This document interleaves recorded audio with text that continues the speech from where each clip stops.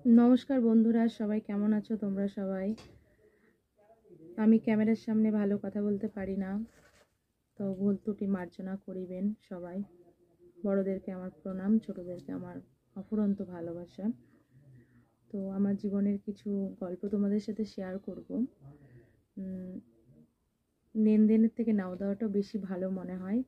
তোমরা সবাই আমার নিজের ফ্যামিলি, ইউটিউব ফ্যামিলি, আমার সব নিজের ফ্যামিলির মতো। তো আমি কথা বলতে ভালো অভ্যস্ত নই, তো তোমরা কিছু মনে করো না।